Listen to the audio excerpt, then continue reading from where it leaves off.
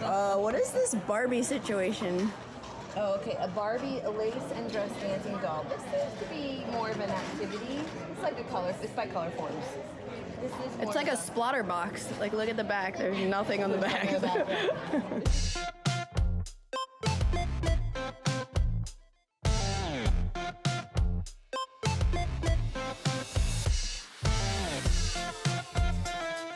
The official, unofficial BGG luggage. That's right. Just got to Philly. It's cold out, but not too bad. Got a bunch of bags here because I'm visiting family after PAX Unplugged.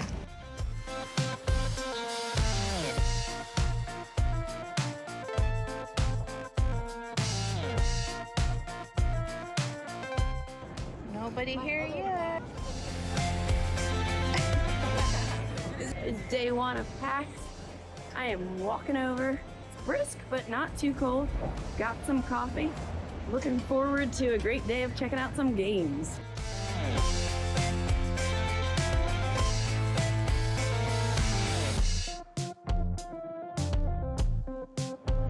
Hey, what's up?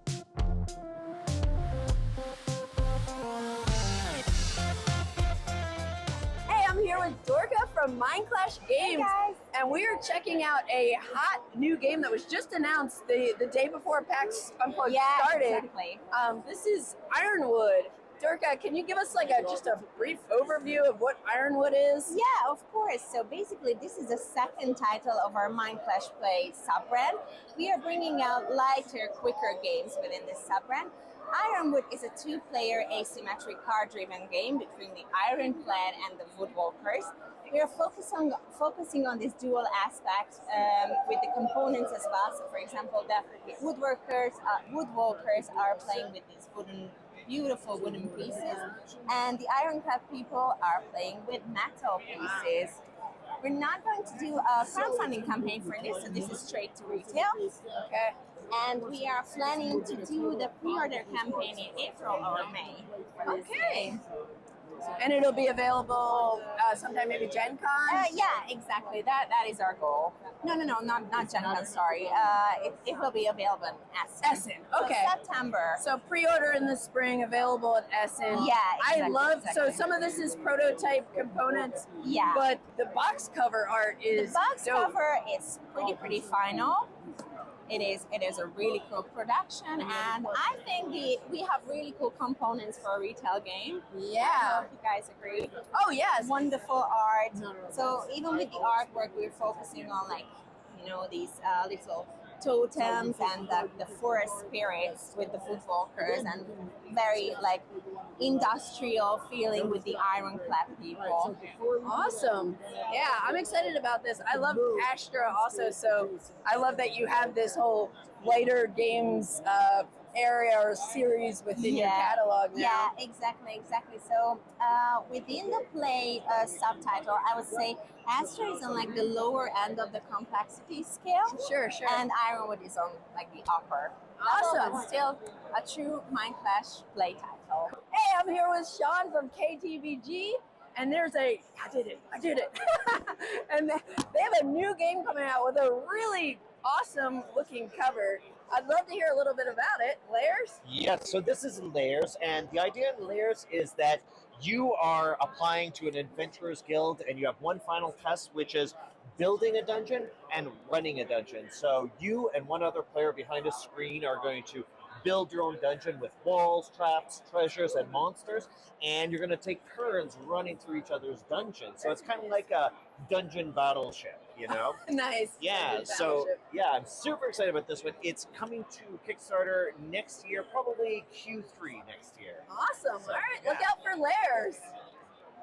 Go this way. Does it matter which way it goes? Can I just hold it? It doesn't matter. Well, I think your hand's on the little. Oh, that's Oh, yeah, you're right. I'm a pro, and I know how microphones work. Hi! You are looking I look great. right in the- I love this sparkles. Thank you. I thought I'd be festive because I'm here experiencing winter. I love it. What have you been So- playing on PAX so far? Ooh, I played this game that is coming to Kickstarter early next year called Apistocracy. It's worker placement trick taking. I'm looking here, but I'm looking here, and it's set. Here. It's it's set in like Victorian England. So if you like Obsession, it might be. I'm really excited about it. I got to demo it. I played the whole game. I didn't win, and I still liked it. Coming to Kickstarter, I'm excited. It's like an indie designer, so. Awesome. Are you having a good time? I am. Are you? I am too, yeah. Good. Okay, first time in Philly.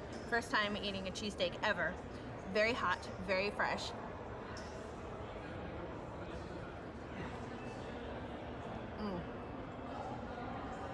It's bread, cheese, and meat. What's not to love? Hey, I'm here with Andrew Navaro, and we're taking a look at Earthborne Rangers. Andrew, I know Earthborne Rangers just came out. I backed it. I was very excited about it just from the campaign. But for those who don't know anything about it, can you just give a little breakdown of what it's all about and how people can get it? Yeah, absolutely. So the one-line description, if there were a description printed in our box, would be that it's a open-world, cooperative, adventure card game for 1 to 4 players. Cool. Basics. It imagines a world where the people of today, we get our stuff together, we stop fighting one another, and we work together to preserve humanity's place on Earth and to heal the damage we've done to it.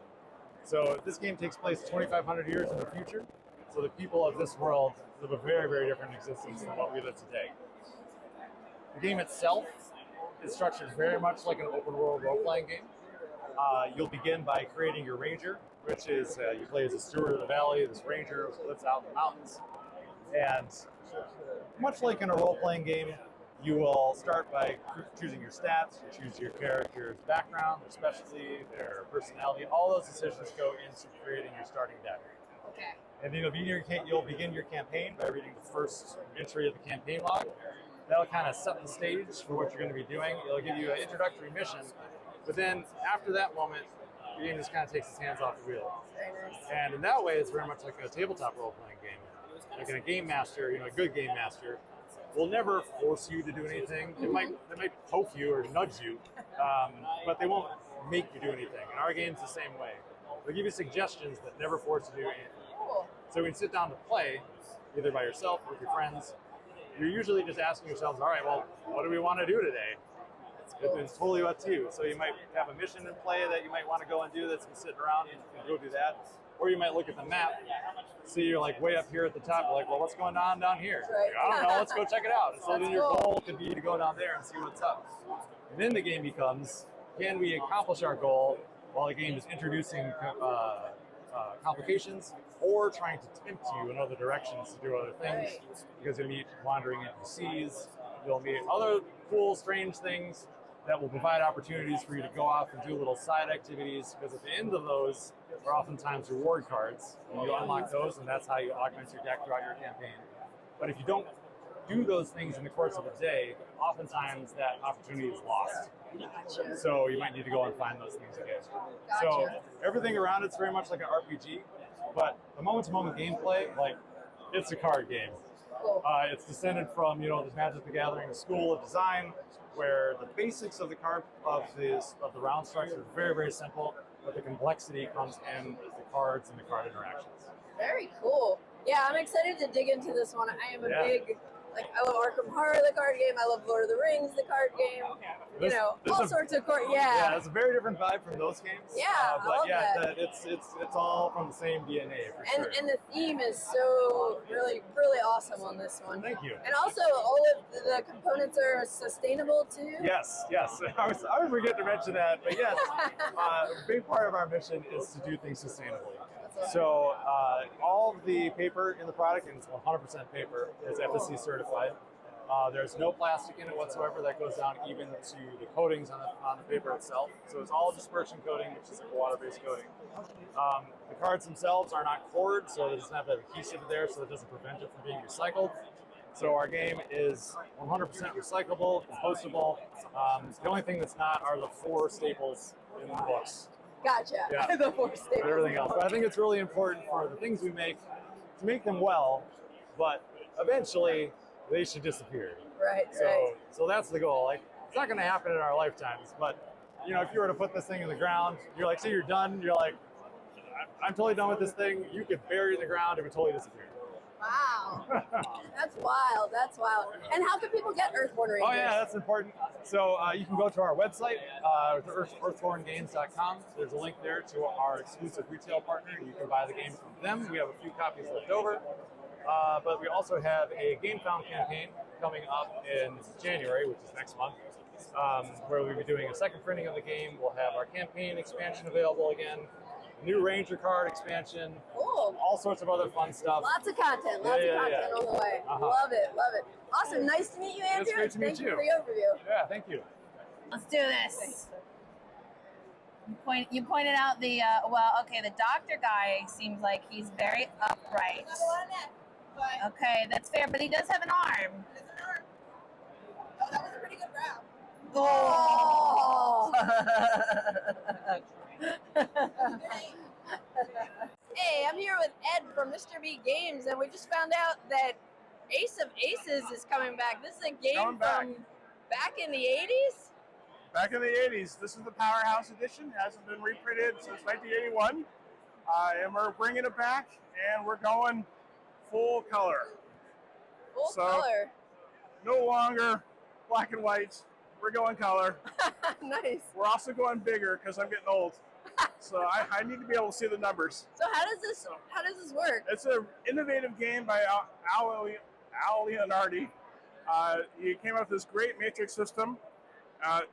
Players have a book, and it's their perspective from the cockpit of their World War I fighting airplane. They choose a maneuver down here, and they tell the other player the page number to go to. Okay. And they cross-reference their maneuver on that new page, which tells them which page they're going to end up on, and tells them the situation. So, for example, if you go to page 20, you can see, oh, you're shooting each other, and you each take damage. Oh, okay. And you're trying to line up your plane on his plane without hopefully him lining up on you, and shoot him down. Gotcha. Plays real quick. It's a great little filler game, and we're really happy to bring this back. Again, This is the old box. Wow. It's the old box. We don't have the new cover art yet, but we'll be coming soon. Probably January is when we're going to get started. So going to Kickstarter in first quarter 2024. Yep. Awesome. Thanks so much, Ed. Have a good day. Hi, my name is Beth Heile here for Board Game Geek, and I'm with Ian, brand new first-time designer and first-time company who is publishing Gudnak. Yes. New card game now on Kickstarter right now. Right this second. Right now being early December 2023. Yeah. But we're here as you as co-designer to hope that you could give us a few minutes for a quick overview. Absolutely not. No, I'm kidding. Yes. So this is Gudnak. In the world of Gudnak, the sun is dying. Nobody is handling that news very well. It's an expandable card game, so you build your deck with some construction rules. It's a nice 20-card deck, so it's pretty quick and accessible, but it has some real strategic depth to it. And what you do is your deck basically lives on your stronghold to protect it. This one is unprotected, as you can see. And ultimately, you're navigating this board, this tactical grid, trying to fight each other and vie for control of the dying world. And you do that by ultimately going in front of your opponent's stronghold and sieging it down. And you light your friend's house on fire and you win, basically. So there you go. As friends do. As friends do. And now you guys have like 4 different factions or teams that you can potentially play with? Yeah, so in the core set, there are 4 factions and neutral cards, so there's a lot of customization even in there. There's also 2 and 4 player game modes. But then with the Kickstarter, we're releasing 2 additional expansion factions that are part of the higher tiers and stuff like that. So tons of different things. They feel very different, even though it's only 20-card decks. And it's a great game, in my very unbiased opinion. And you guys also have like some of these cool neoprene mats that you've been showing off here at the show, which is something people can also up their game with. Exactly. Those are also available as add-ons or the higher tiers. The core set itself does come with a cardboard game mat with 2-player on one side, 4-player on the other. So we're not going to limit you or whatever. Yeah. We love the feel of the neoprene, but it's not required. Yeah. Now, if you were going to give a game like a suggestion of if you played this, you would like Gudnak. Like what game do you think is sort of the cousin that might be a prelude that would bring people over and be huge fans of yours? Yes. When I'm usually explaining it, I say it has some of those classic like TCG, LCG kind of deck construction elements, so you can build your own combos and whatever. but then the sort of like Final Fantasy Tactics kind of move Oh, around a board. yeah. But strictly the board game comparison we get the most is it's like a snappier Summoner Wars. Like when you know how to play, it's like a 10 to 20 minute game. Yeah. So you can like really crank out a few matches like pretty quickly, and it has a lot of those same elements of like the tactical positioning and then like the sort of spell book that you have. Although we don't call it that, TM, you know. But, Right. Now, you have had a single artist do all of the artwork for the entire game. Yes. That's Vittoria Pompolani. Her handle on Instagram is Bone Dust Reborn. You should check her out. She's incredible. She actually flew here from Italy for this event.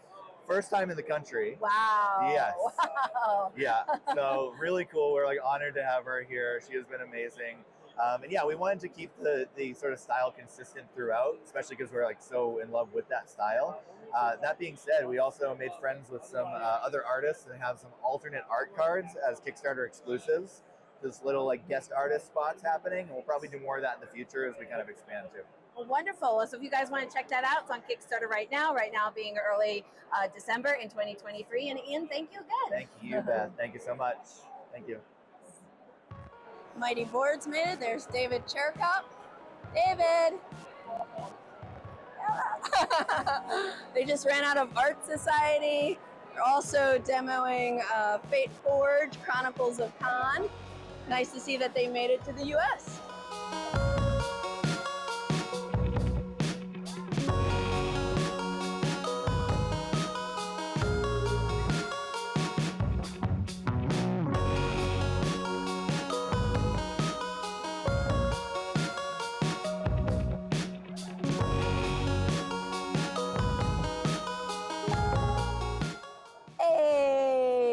So we're just wrapping up our first day at PAX This is Unplugged. Candice Harris. This is Beth Heile. And we're both with Board Game Geek. Yep. And we're at PAX Unplugged. We just had I had a fantastic day. As did I. And this is her second time, my first time. And one of the few conventions where we actually get to spend some time and not schedule every single minute. So, Well, I kind of scheduled every minute today. okay, well, that's fine. I didn't. Today, every minute was scheduled for me. Almost every minute, but it was fun. So we figured we'd start off this little day one recap by answering 3 questions. So the first one, which I will ask to Candice, is what did you see that was exciting or unexpected? Oh my goodness. What did I see that was exciting or unexpected? That is a very good question, Beth. I'm going to have to say I was very excited by seeing the prototype of Ironwood. I was pretty excited about it because I've been all into these card games, these 2-player card games. How about you? I saw a wonderful new type of accessory with a manufacturer that is combining wood and resin into board game caddies, containers specifically made for individual games. So I saw a really neat Lazy Susan caddy for all the bits for quacks. But it was this material that is like basically sawdust and resin mixed together, so they are intensely rainbow colored. Wow. And it was a process I had never seen before. I tend to look at accessories a lot since I work for the BGG store, so that was my unexpected gem of today. That's so awesome. The second question, which is going to dovetail nicely, is did you get to play anything today? I only got to demo some things.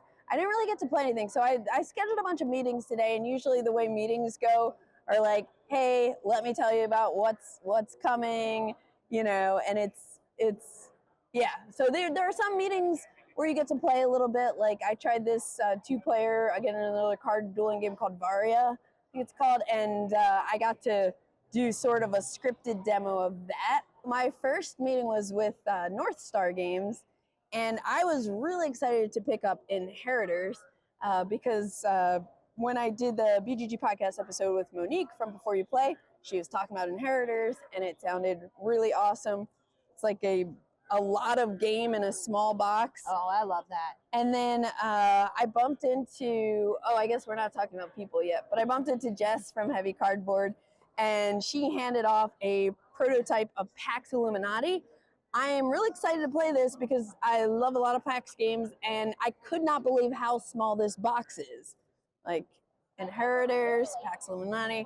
So I'm really excited to play this. And then one other I'll show up from my bag of goodies is Dragon Keepers. Look at these cute dragons. This is a new Also Michael a tiny box. Menzel game from Cosmos. I'm looking forward to like very light, kind of beautiful art.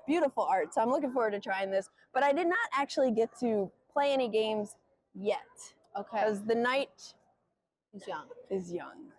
How about you? I got to play lots of Trio, which is the first game from new company Happy Campers, although longtime game industry veteran Jason Schneider.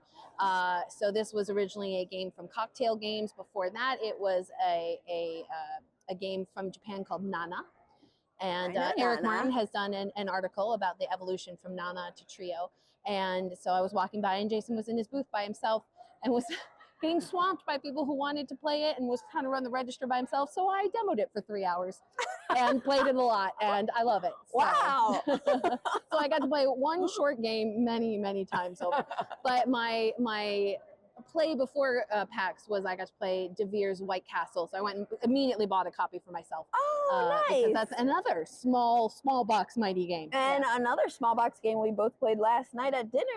Scout. Always love Scout, yes. So our last question for today is, did you meet anyone that was exciting, surprising, or delightful? Or Yes. all of the above? Yes, all of the above. So I met Jay, I'm trying to remember his last name, Berardo? JB, we'll say, who works for Bézier and also has a YouTube channel called Cardboard East, where he covers a lot of like games from Asia, because I found out that he was living in, like, he's originally from Texas, but he was living in Taiwan, I think, for like the past however many, like 20 years or something wild. And he was saying this is the first time he's been to a convention in the US in over a decade. So, but I got to meet him and we were just bouncing some cool ideas off of each other for future content. And that's always yeah, and then I bumped into a lot of the usual suspects like Eric Lang and for me, my utter delight and surprise was at this company where I was looking at the accessories I had mentioned. They said, "Oh yeah, we're totally the company's out of Massachusetts." I said, "Oh, well, I grew up in Massachusetts." And she said, "Oh, where'd you grow up?" I said, "North Attleboro, Massachusetts." She goes, "Get out." I grew up in North Attleboro, Massachusetts. Yeah, it turns out not only were we in the same town, same high school, my mom worked in my high school, so she remembered, and so I immediately texted my mom being like, "Do you remember so-and-so?" I showed her, her name's Kate, I showed her a picture of my mom, she's like, "I totally remember her." That's wild. What From a the small same town. world. I know, like I could not, like totally random, complete strangers from the same town, 10 years apart.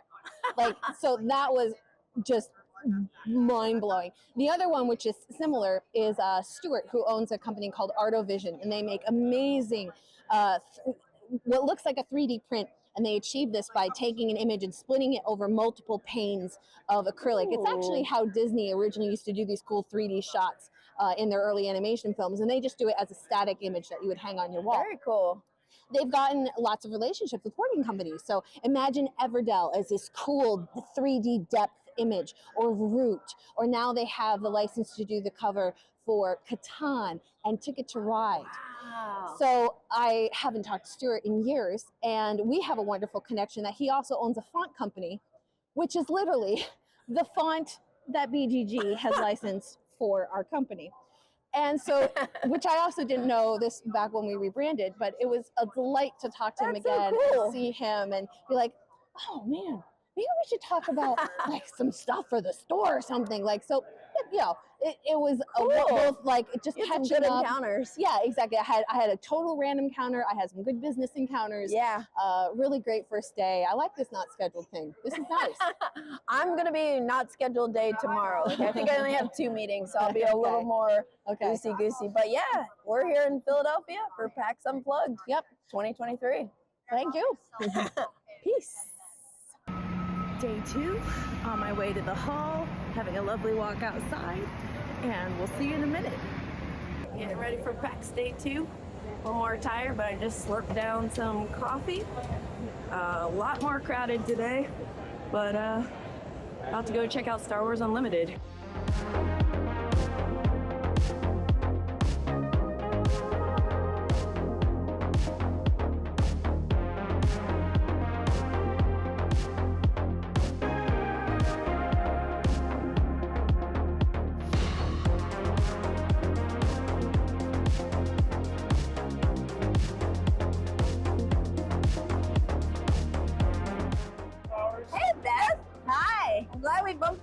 other. Yeah, we're both walking through the hall on day 2, trying to get a little photo, some video.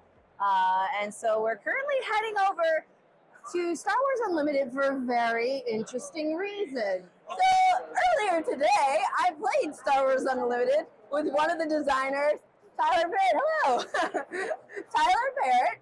And I went to go just get a little video clip of Tyler talking about the game a bit. And when I went to check back my footage, I realized I didn't hit record. So, wah, wah. So anyway, so Beth's gonna come back with me and make sure that we actually capture the footage this time. Thank you, Beth. Take 2. Take 2. And check out Beth's little Princess Leia buns. Guys, my board gaming meatballs. Hello, everyone. I'm here with Tyler Parrott, who's one of the designers of Star Wars Unlimited. We're back. We're back. We tried to record a video earlier this morning when we just played a really tense game together. Down to the wire. 1 life left. Yeah. Vader won. Team Vader. But yeah, I had a fantastic time playing. Thank you so much for teaching the game. But yeah, for our viewers, if you could just give a brief overview of what Star Wars Unlimited is all about and how people can get it when it's available. Yeah, totally. So, Star Wars Unlimited is a head-to-head competitive trading card game. It comes out on March 8th next year. Obviously, it's based on Star Wars. It's really what I've been saying is, if you're a Star Wars fan, it's really easy to learn. It's really simple and straightforward to get into. And then if you're a hardcore trading card game player, it's got a lot of strategic depth. It comes out next year, like I said. We'll have booster packs. We'll have a starter set. Go talk to your local game store, honestly. Right now, game stores are taking pre-orders or taking solicitations. Yeah. And so the more the game stores know that people want to play, the more they'll know to order it. And then you'll get to play it at home. Yeah, one of the things I really liked about it was that you are deploying your units, and you have space units and you have ground units, which is really cool. The playmat we played on, I know that's going to be an upgrade, but that was pretty dope. And also the way the resources work in the game, where you're taking cards from your hand and using them at resources, but now they're no longer in your deck. That's your strategic depth right there. Yeah. I've fully lost games on the back of I resourced the wrong card one time. Awesome. Well, thanks so much, Tyler. Yeah. I'm looking forward to playing it when it comes out. Honestly, me too.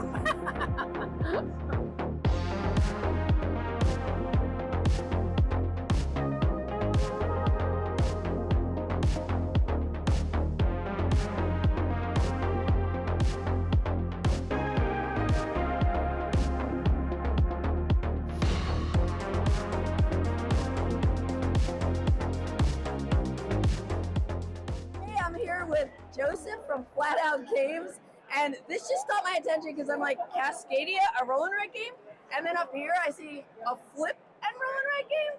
Can you tell me a little bit about this, Joseph? Yeah, so Cascadia Rolling Hills and Rolling Rivers is a standalone Cascadia game. Roll and write. In this game, you're trying to collect animals and use those animals to score these different cards. Okay. So each round, the way it plays is you have 4 community dice that everyone shares. You roll it. Each player also has 2 of their own dice.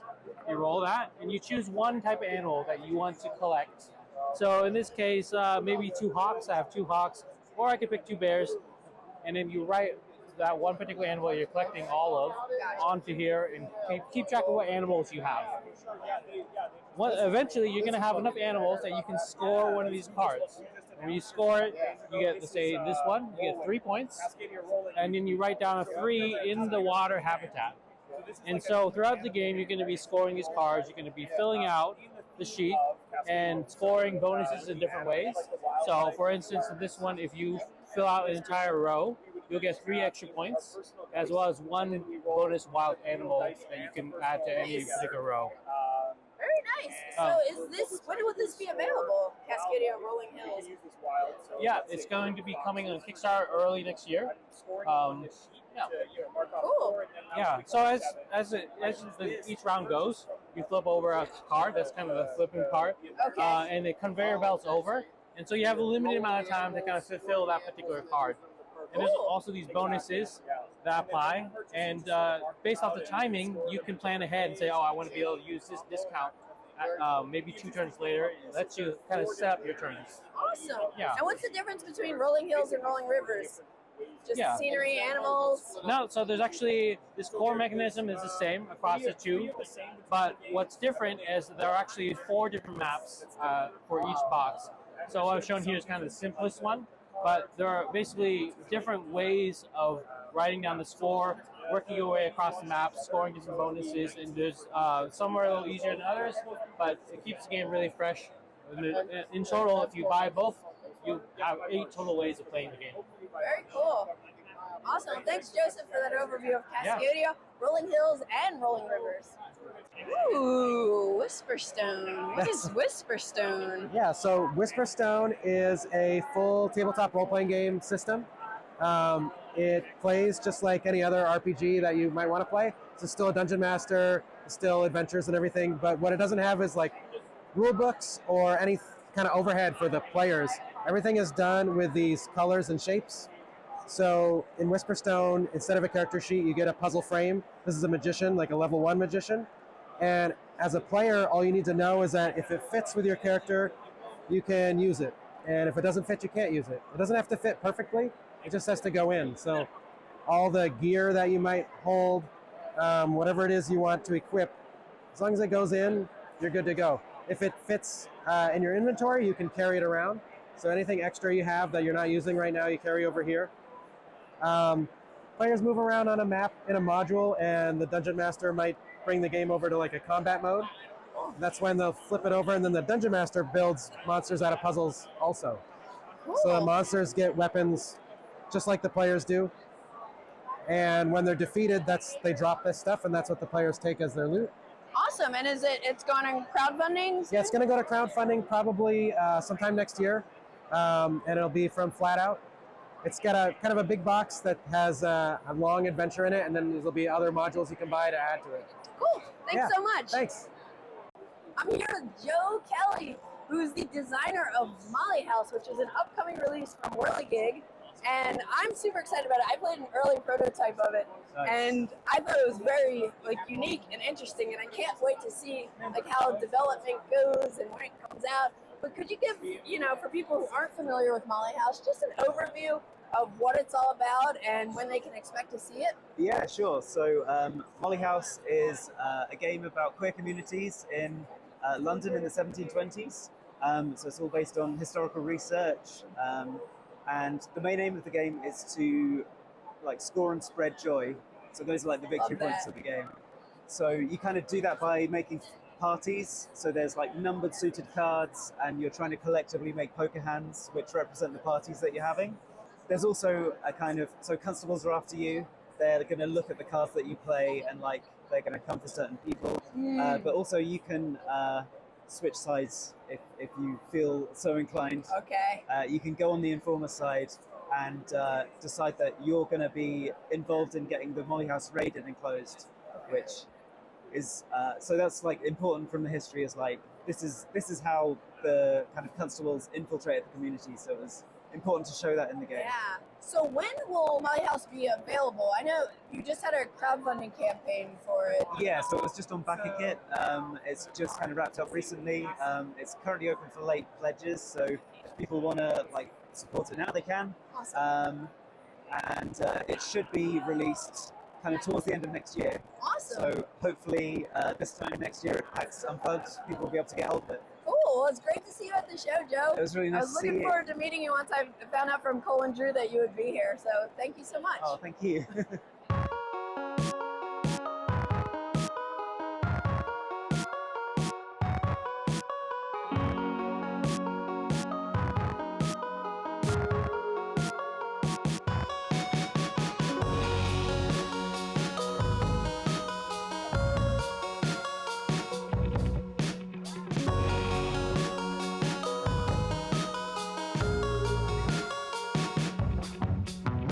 Hey, Tate. Nice to see you. Hi, Candice. Yeah, nice to see you again at PAX. Yeah. What are your upcoming release you have coming up? Okay, so I have this new game called Aqua, and it has 18 cards, and come with all 18 unique paintings I did. The acrylic paintings. So in the game, you try to line them up and create sets and to score. Wait, you did the paintings too? Yes, oh yes, my yes, gosh, yeah. look at this gorgeous artwork. I spent these are the collections of my painting, recent painting, about 5 years. So yeah, I just pick out the one that was suitable for the thing. Cool. Yeah, and so in the game, it's a 2-player game. So one player will score all the columns, and the other player will score the rows. So this way, there's some competitions, and also when you try to line up the icons and numbers to score points. Now the trick is, your line, if you're a role player, your roll cannot have the total less than 10 or more than 20. Okay. Otherwise, don't score at all. So that's the trick of the game. You have to be careful, well, you want to score, but you want to keep the total of your line in that range so you get points. And you can, at the same time, can sabotage the other player who's trying to score the columns or the line, the rows. Yeah. Awesome, and this is going to be on Kickstarter? Oh yeah, it's going to be on Kickstarter January 2nd, 2024. Cool, and what's the game title again? Aqua. Aqua. Awesome, and then you also have a trick-taking game Yes. too? Oh. Thank Hey, you. Oh I my can God. man it. You also have a new trick-taking game? Yes. So it's called is Fox, Owl, Rabbit, and Kale. It's a 2 to 6 player food chain trick-taking game. In the game, there are 4 suits, and every suit has owl, rabbit, and kale. And there's also a fox. Fox is wild. So the game is different because when you play cards, you play face down, except when you play kale. And after everyone played, and you review all the cards, and you resolve from the highest food chain to the lowest. The highest fox. So if there are 2 or more foxes in a trick, they go away. If it's just one fox, the fox can eat an owl, the owl can eat rabbit, the rabbit can eat kale. If your kale survives, you score your kale. So you could have multiple people score in one trick. And so there are points on the cards. And so when someone has 5 scored cards, that means they capture 5 cards. At the game ends, and whoever has the most points wins the game. Very easy, very straightforward, very easy to teach. Fun. Awesome. I'm always looking for new trick-taking games that are doing something a little different. So yeah, I love trick-taking games. Sounds cool, and I'm looking forward to Aqua too. Oh, thank you so much. There you go. Tate woo. Hey, I'm here with Josephine at Incredible Dream, right? Yes, Incredible Dream, I got that right. I'm very curious about this because I've seen this box floating around. It looks very intriguing, almost She's like it's like beautiful. a tarot deck of cards or something. Yeah, definitely. Can you just give me a brief overview of what it's all about? Yeah, so Kinfire Delve is Incredible Dreams dungeon delving card game that is within the same universe and characters that you get in the main campaign game that we have. It is a board game that is cooperative, there's no initiative, it's also episodic, there's many chapters. You don't need the main game to play Delve, however. Delve is its own standalone cooperative game that's coming out, and this is the first installment that we have of it. So the other 2 games are coming out in spring and fall of 2024. The idea is that there are 2 seekers or heroes within the Kinfire world, and there is also a villain that is spotlighted in each of the boxes. So the first one that we have here is Vainglory. Vainglory's Grotto. Vainglory is our symphony kind of master, our villainous songstress. She has many mind games, illusions, and things like that, and also very messed up animals and statues that she will throw at you.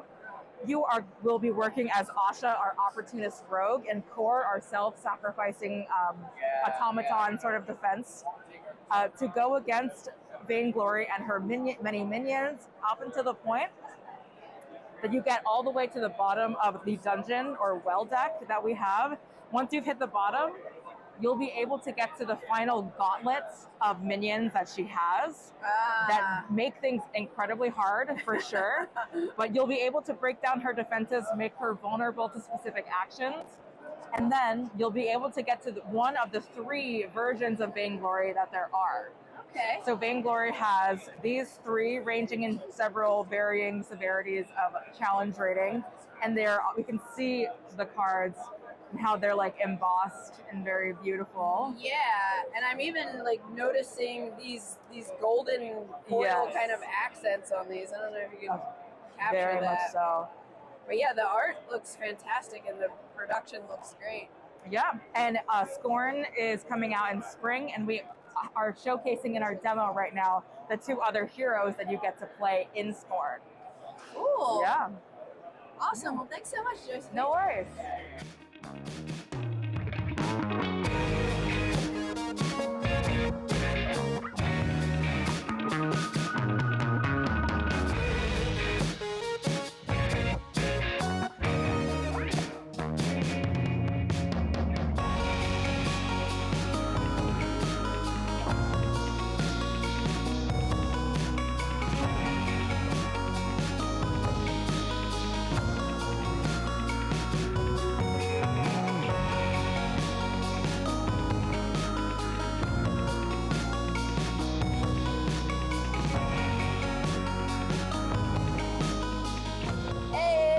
Hello. Day two. We are sitting now up on the 2nd level. We're above the hall, Yeah. which has this lovely seating area. So we're looking down over to the hallway and the people walking below. So it's a lovely little gem of a spot up here. So we thought, well, this would be a nice place for us sit to down. sit Number down. one. It's so nice to sit down. Oh.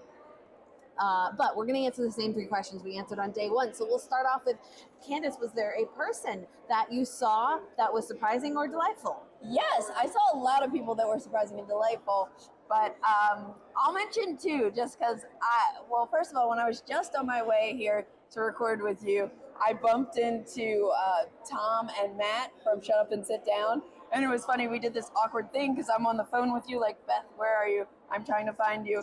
And they're like, hi, like, should we give each other a hug? You know, but it was cool to. You can always just hang up on me, just for the record. No. But I'm like also tired and delirious, so I'm just like, who are you? But the other person I'll mention that I bumped into multiple times here today, or since I've been here, is Corey Thompson from Dice Tower. He does the news for Dice Tower. Corey always has the most fantastic shirts on. Yeah. Today he's wearing like a corn cob t-shirt where his body just looks like he's a corn on the cob. Yesterday he had one where he looked like his torso was a squirrel. Yeah, adorable. What about you? Who'd you see? Well, two ones. My very good friend Mark, who lived in Chicago near us for a long time, and he's now lives out here in Philly.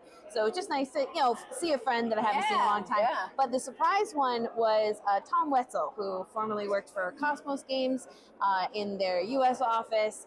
He lived not far from where I grew up, so I've been to his house for games and things, and it was always just like, oh, hey, you're here, just one of those. Yeah, and speaking of friends, since I'm originally from Pennsylvania, I always try to invite friends to come to PAX Unplugged. Well, in the past 2 years that I've come and attended this one.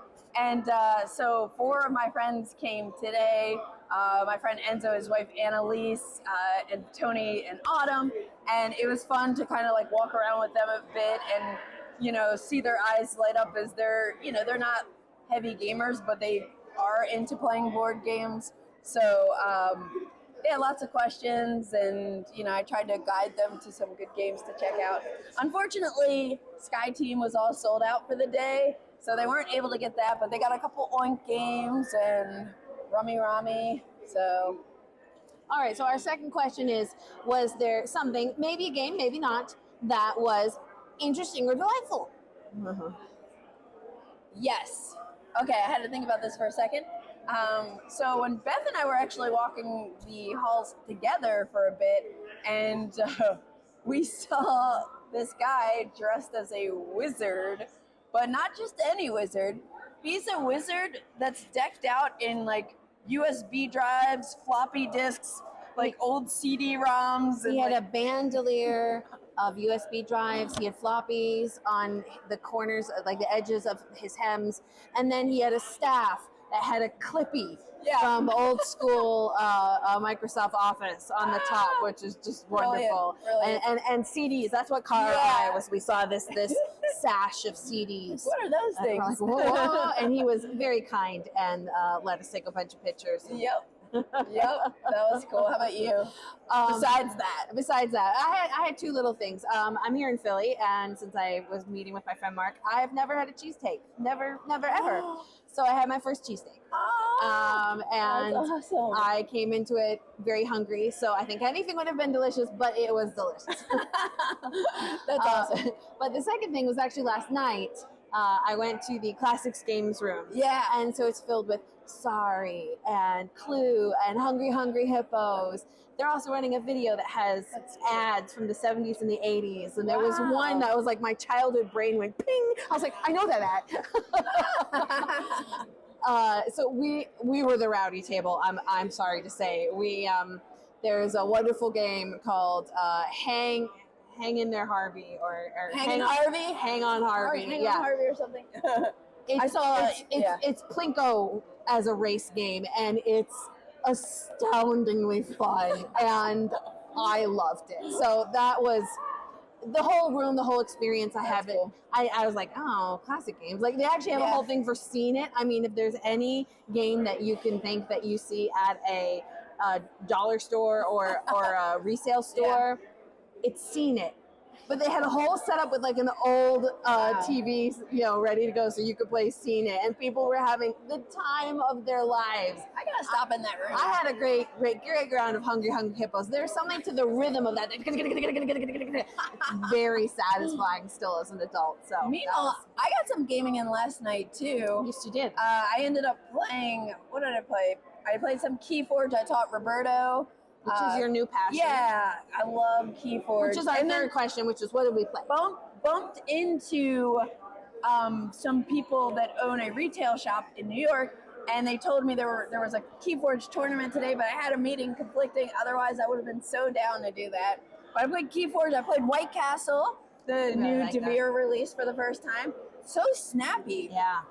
Like lots of replayability. Shorter than you think for the complexity it is to teach. Yeah. But then easier to play for the complexity it is to teach. Yeah, it's nice. It's nice. I wouldn't say I'm like, oh, I love it, like as much as some people I know love it. I went and bought it, yeah. Yeah, but it's so well done. It's so well done, and I love that you get like a meaty game in a smaller box. Yeah.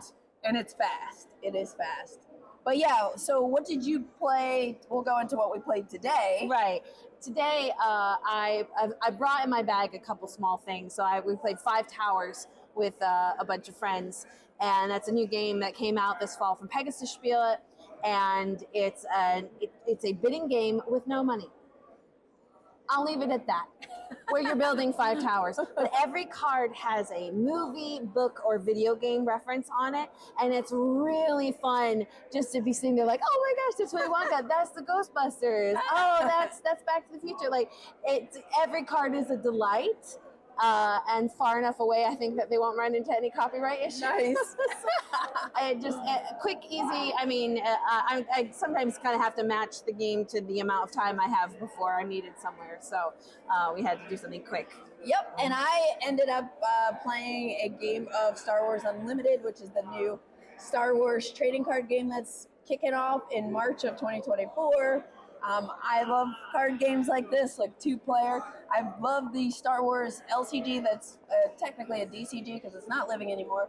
But I like card games that are like really strategic, 2-player, head-to-head. And I'm also like a fan of Star Wars. So I think it does some things really nicely playing around with the different arenas like space and ground and other things. But yeah, so I enjoyed that. That was definitely a highlight for me today. So we have one more day tomorrow. We're definitely running a little low on energy already, but that's okay. We are also roommates during this show, so if we don't get any sleep, we kind of have each other to blame. What you talking about? But we'll do a final wrap up on day 3.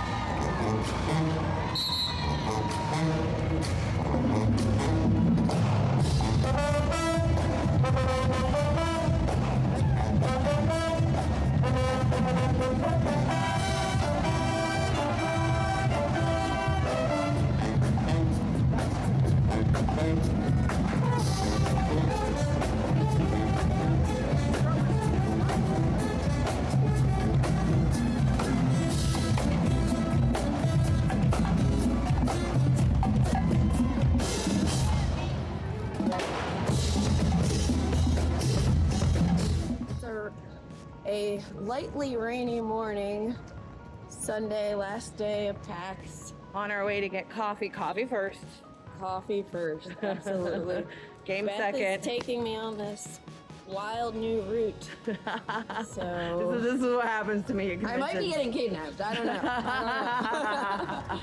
know. But yeah, it's a very calm morning. I wonder. It is. I wonder if the show is going to be like more crowded than Friday.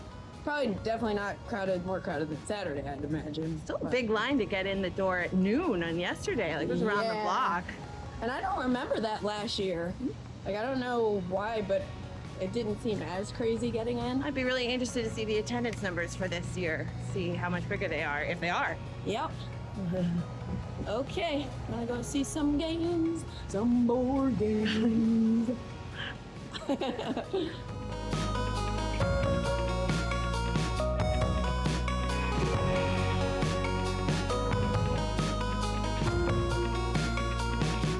I'm here with Dave Bernardo from Bézier Games, and I came over here because I was very intrigued, being a big fan of the Castles game, Castles Mad King Ludwig, also by Bézier Games. So now we have the Blueprints edition, which I haven't tried yet. So Jay, give me the 30-second spiel. Sure. Like, why would I want to try this? Well, you've already played Castles, and you can see here it looks very much like Castles. You probably built this castle before.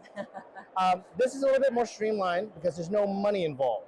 You just draft the cards. But it's different because in Castles, as soon as you complete a room, and you know what complete means because I don't have to tell you. That's right. When you complete a room, you trigger the room's ability immediately.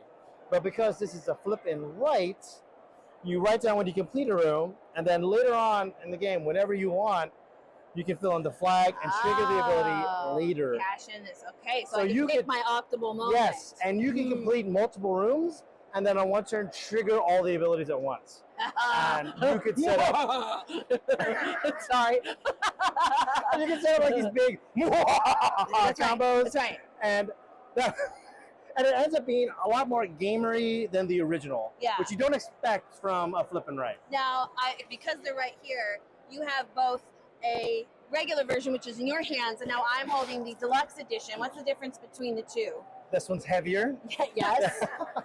Well, this one comes with a neoprene mat. It comes with a game tray to store your beautiful neoprene mat. The neoprene mat is like this beautiful blue, so it has a nice blueprint feel. And it has a lot of like reminding information by how much on the flop, so you don't have to go to the rule book as much. It also comes with 30 more room cards that are exclusive for the Kickstarter. It comes with my personal favorite, like more boxes of pencils. So now each player has their own box, so you don't have to share. No share. Most important thing, the pencil sharpener is now a castle in this one, so it's super cute. That's wonderful. And you get like a lot more paper in here. Okay. And the vellum paper is not the easiest paper to find. Vellum paper is that transparent paper. Yeah. So the big trick of the game is that the room cards, there's 2 rooms on each room card. Maybe you can see like here, and this is because they're mirrored. So that way you don't have to hurt your brain trying to do it.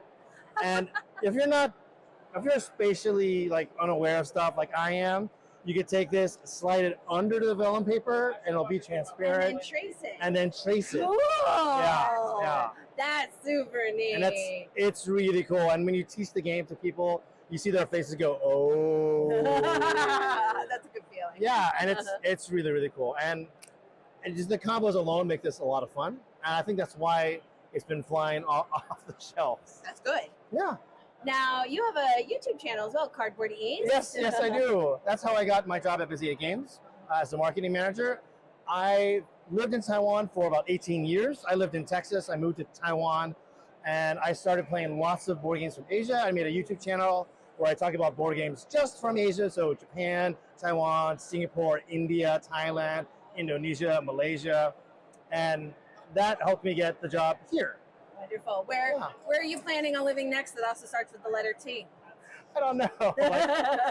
Trinidad? All right. I hear it's lovely this time of year. There's some tea cities in Finland, so I'm thinking that might work out. Yeah. I love Tennessee, but the Texan in me is saying that they don't know what to do with brisket. Oh. So while Jay goes city shopping, if you guys want to check out the new game from Bézier, it is Blueprints of the Mad King Ludwig. There's a deluxe edition and a regular edition, and you can check out Cardboard East. Hey, I'm here with Justin from Weird Giraffe Games, and you have 4 new games here? Yes, we have 4 new games here at PAX. Our big one is Way Too Many Cats. It is a special puzzle builder of collecting and organizing cats into your own personal cat rescue center. All the cats score differently based on where in the center you put them, giving them toys, or the icons on them being adjacent to other cats of certain colors. You're also getting kitten tokens where you want to make them into sets, but if they're not in sets, they will overrun your center, giving you negative points at the end of the game. Oh no. So you can also spend your toys you've collected to bring them into the center, making cats happier and not losing points. Okay, all right. Can we also highlight the first player marker, please? Oh, yes. The let's highlight large that. wooden meeple, cat meeple, that comes in every game. That's awesome. Here on the table, there is a play mat. You don't need it to play, but that is an add-on, but will fit in the box. Every game does come with a custom printed bag for all the tokens, though. Cute, adorable.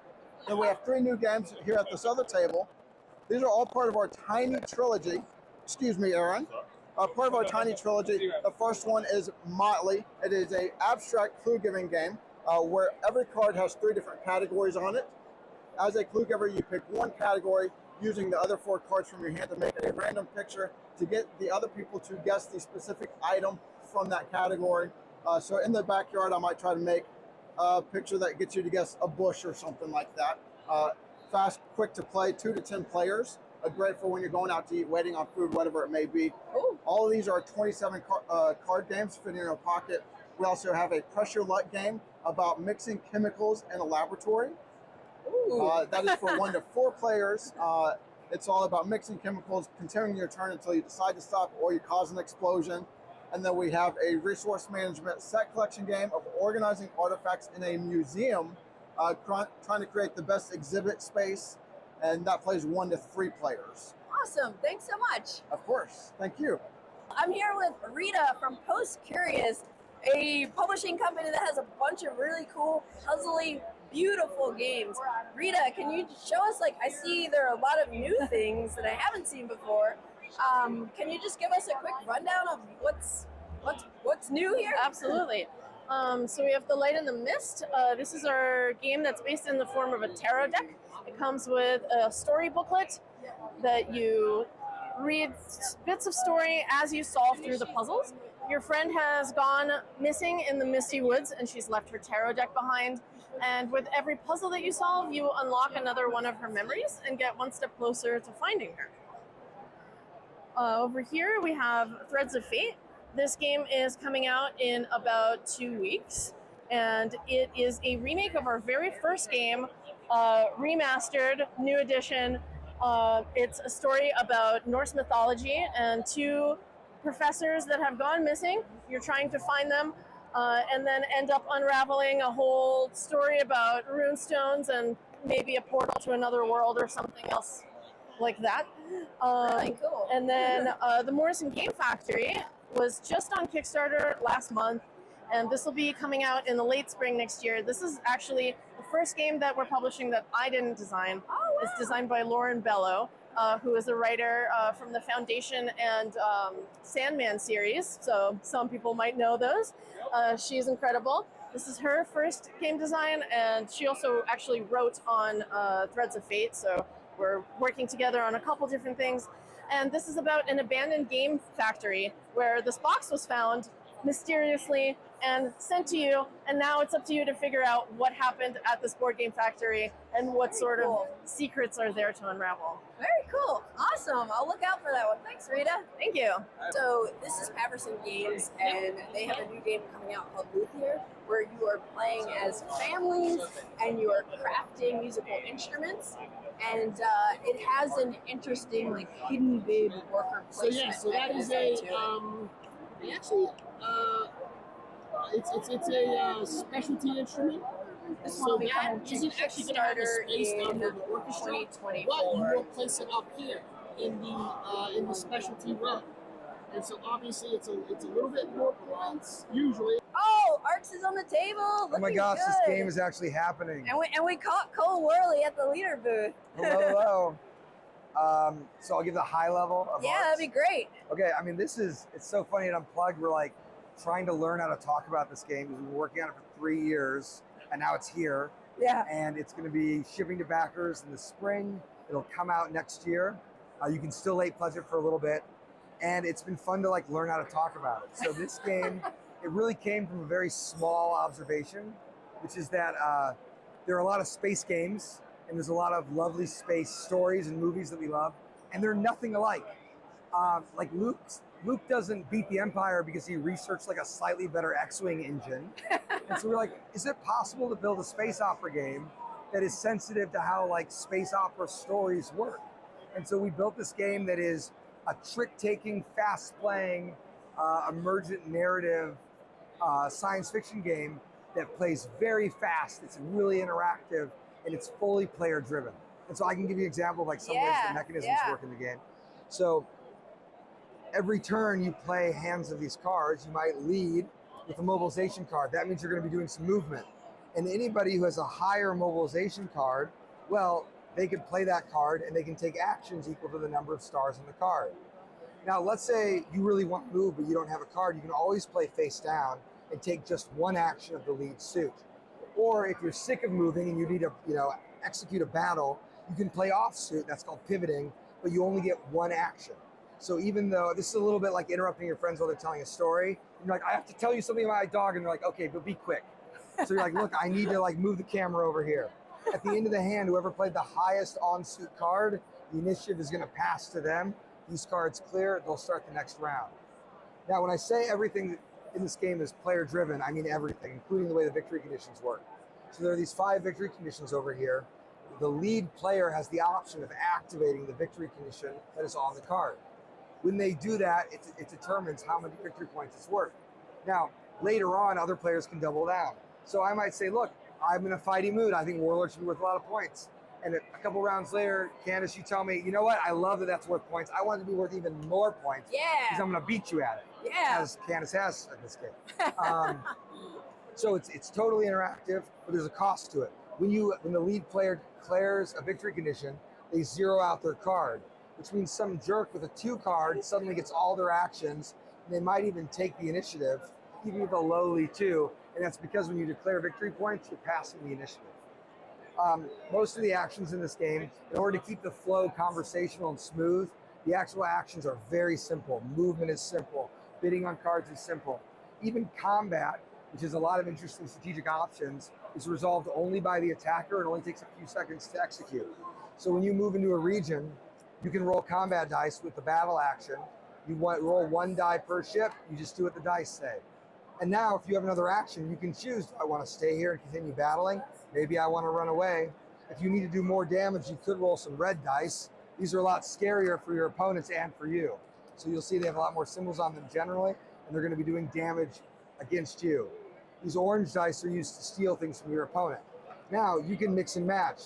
You could go in and say, battle 1, I want to start with the blue. That didn't go as well as planned. Maybe next battle, I'm going to roll 2 additional red dice, but that's changing probabilities.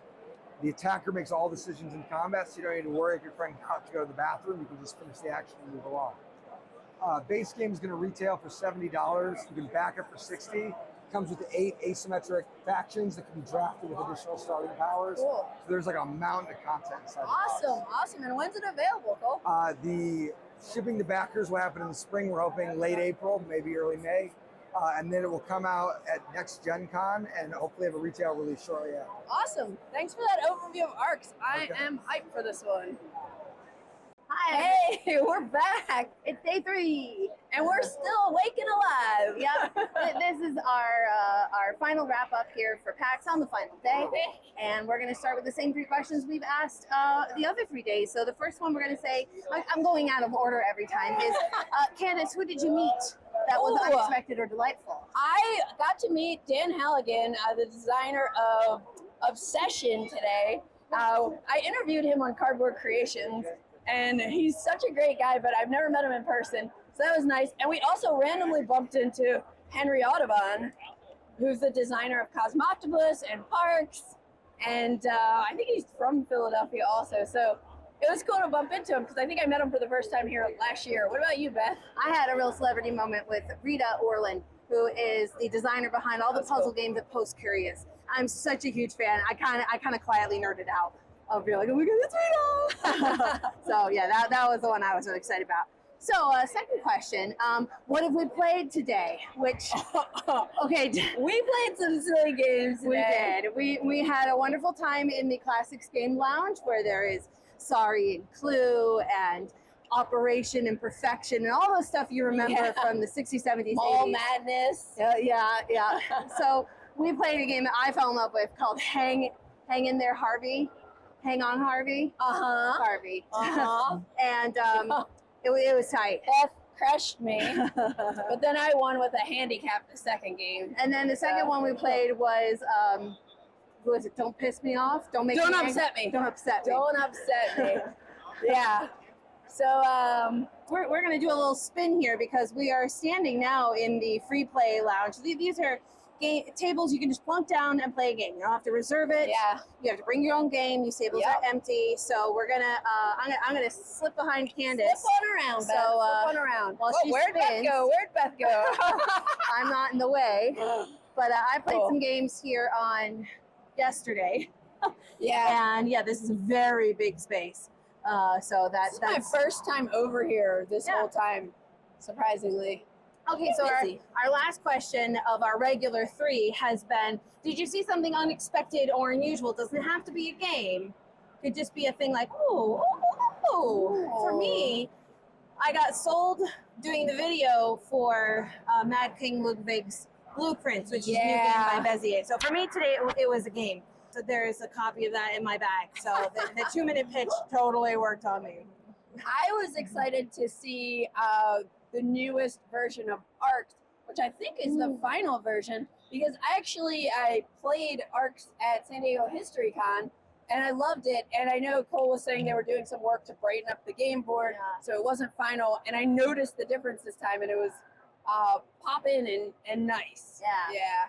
So we're going to add a bonus question here for the last day, which is, who did we think won the best booth prize? Using whatever completely subjective methods we feel. Booth prize. So for me, there's 2.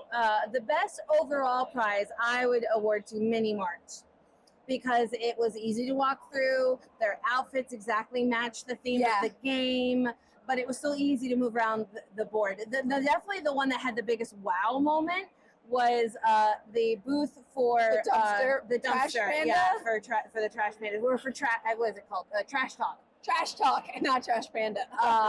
So they won the wow factor, but you can only get like 2 people in the actual dumpster. So like practical wise, not so much, but like big points for practical setup because you could literally just have all of your booth stuff in the dumpster and just roll it onto the floor. I definitely saw more booths at Essen that kind of like wowed me. I mean, I love seeing that giant Pikachu. I forget which company has that giant Pikachu, but I also just love, you pointed out the way the Oink games are displayed.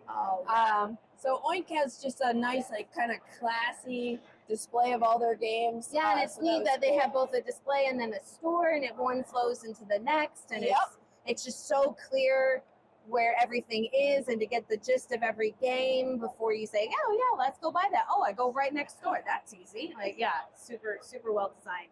So we're signing off. I'm getting ready to go hang out with family, and so I'll be staying in Philadelphia for the next week, and Beth is heading back on an airplane with tomorrow. A suitcase full of games, as usual. But I had a fantastic time, and it's always great rooming and hanging with my twin here. Woo! Oh, well. We're the Muppet Queen twins. We're fraternal twins today. So we'll see you in the next one. Yeah.